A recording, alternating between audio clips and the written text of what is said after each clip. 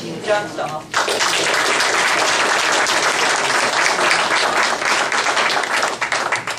Good morning. I think I've already passed the written portion of the iCaucus vetting, so I'm ready to get it on. Let's bring it on. All right. It's a wonderful day here in San Diego.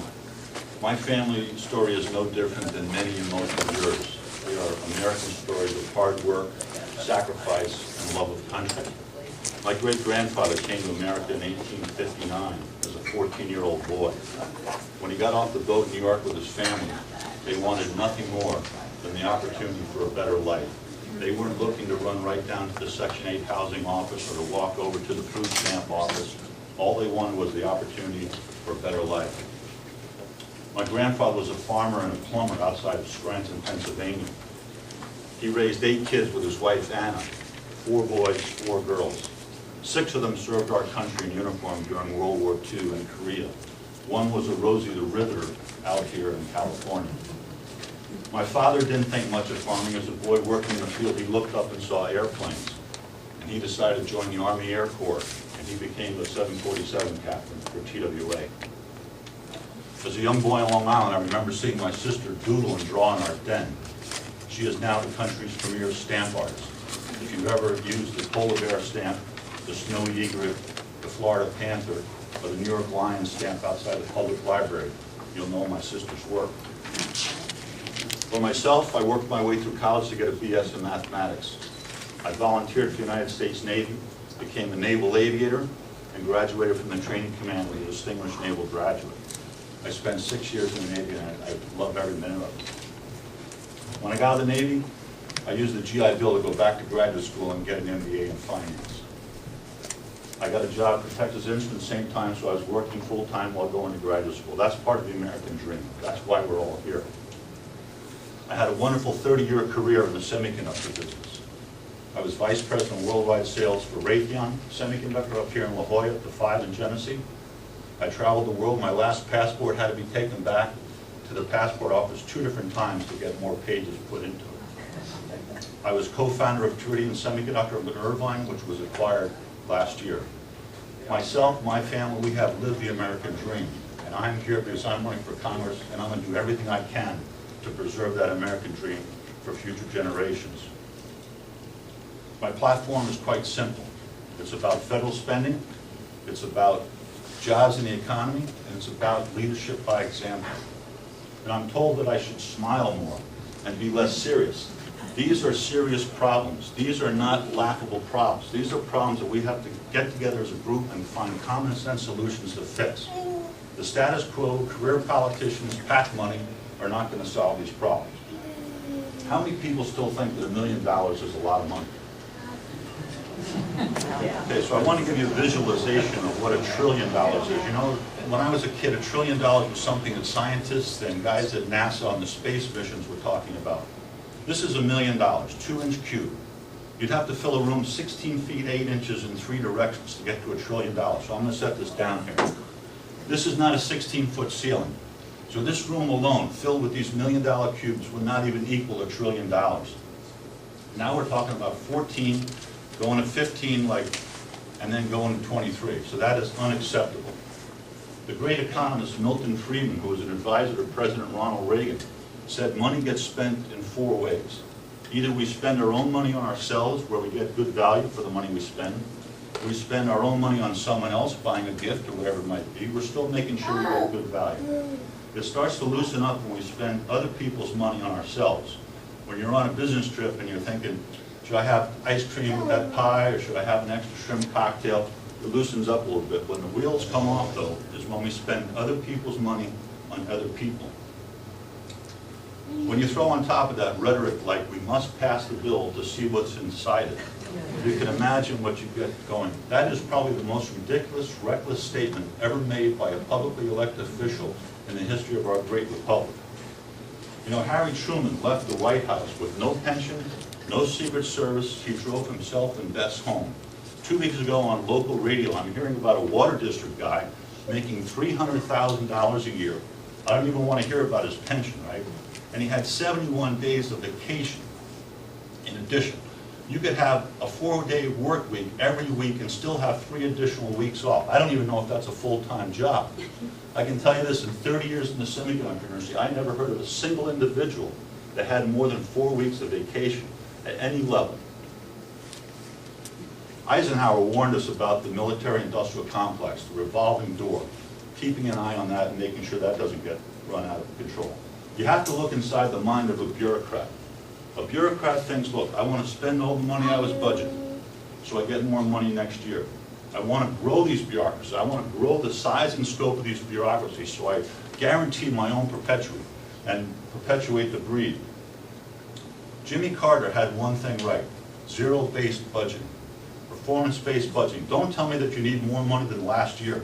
All this baseline baloney of a 7.5% increase, and if you only give me 5% more, I'm going to threaten you that you're cutting my budget, has got to stop. A cut is a cut. A cut that's in your family budget is what we need to get to. Forget all this baseline stuff. I love this term that Harry Reid and the Democrats and liberals throw around, draconian. And I thought, what is this term? Where does this come from, draconian? So I looked it up. In the 7th century BC, there was a legislator in Greece named Draco, who was charged with taking oral law and converting it to written law. So when they had a court hearing, there was something written down as to what the offense was punishable to. They had things in there like if you stole the head of cabbage, a single head of cabbage, you could be put to death. So that's where the term draconian came from, exceedingly harsh. So if I'm a bureaucrat running a $50 billion department with all kinds of waste and fraud and abuse and redundancy, and you tell me, well, I can only give 5% more than last year, and I go on national TV and call that draconian, I think that is completely disingenuous, and Harry Reid should apologize to our country. The 10th Amendment was put into our Constitution for a very good reason. The Founding Fathers understood that unbridled runaway federal spending would sink the Republic. We've got to get back to the 10th Amendment.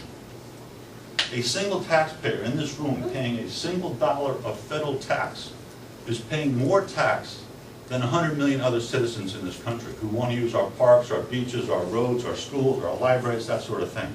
I think it's unfair that a combined population of California, Texas, Florida, and New York pay not a single dollar of federal tax.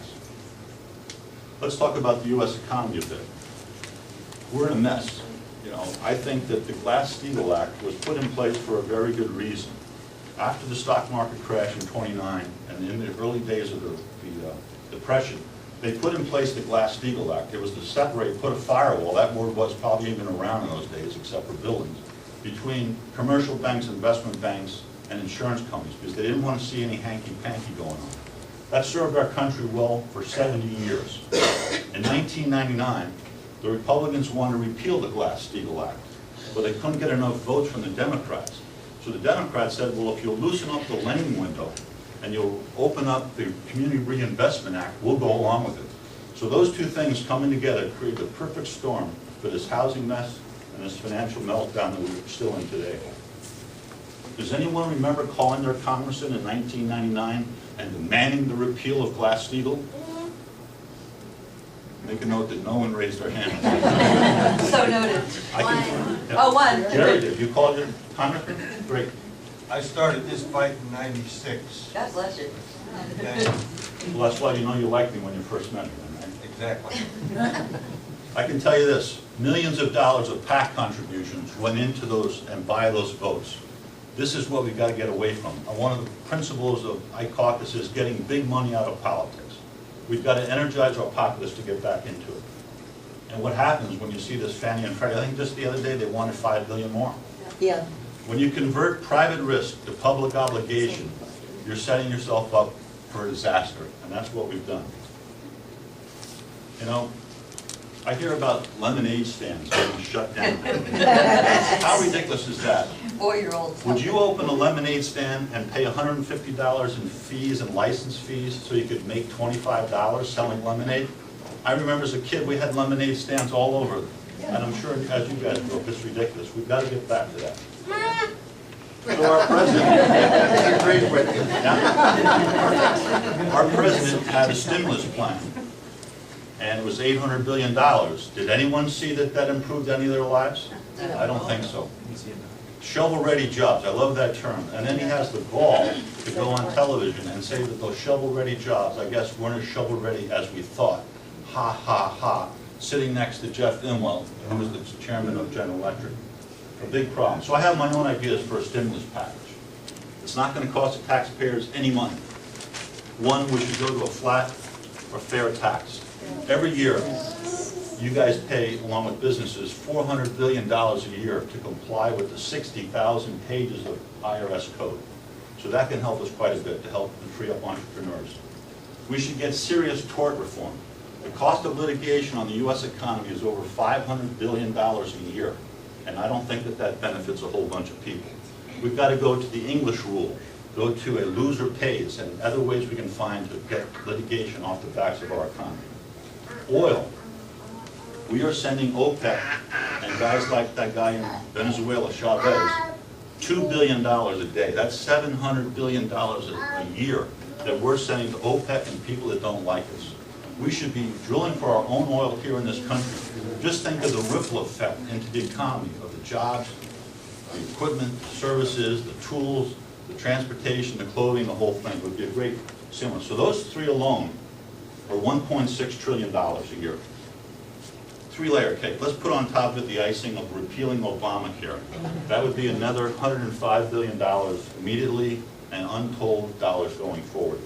We've got to do things to free up the American economy, free up the entrepreneurial spirit that little kids learn when they open a lemonade stand. Geez, Mommy, I made $8.50 today, right?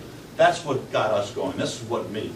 This kid now is going to say, look, I should go to work for the city so I can ride around in an air-conditioned car and shut down other people's lemonade stands. It's ridiculous. Now, I don't know what Mary Matlin sees in James Carville, but he did have one thing right. It's the economy's stupid. This election in 2012 will be about the economy, front and center. And when I'm walking around in neighborhoods, I'm going to get on the ballot by the petition method. In California, you can either pay a $1,700 fee, or you can walk around and get 3,000 signatures. I think it's a better idea to get the signatures. But when I meet a Democrat, a Republican, or an independent, and they don't have a job, and their kid has got $40,000 of student loans and he can't find a job, they want to know, what are you going to do to help this economy grow and get us back to prosperity? I personally think the first 6 months of any legislative session should be only about repealing regulation, repealing laws, getting laws off the books that don't make any sense anymore and help us grow. I mean, everyone wants to get their name on a bill, right? I think the challenge should be to get your name on a regulation reduction, remove the laws type of bill. Absolutely. Now, I think leadership by example is also quite key. You cannot expect people to understand and follow your lead if you say, well, we're not going to take any pay cuts for ourselves. Well, we're going to come out back to you guys with this commission and kind of tell you what we're going to do, right? This country, when we fought and won World War II, each congressional office had 2 people authorized to work in that office. Today, it's over 22. So Congress itself is a huge bureaucracy. So my feeling is we've got to get leadership by example. They should have come back when they got control of the House in 2010, taken pay cuts, cut their staffs, cut their budgets, and then figured out what we have to do to get this thing back on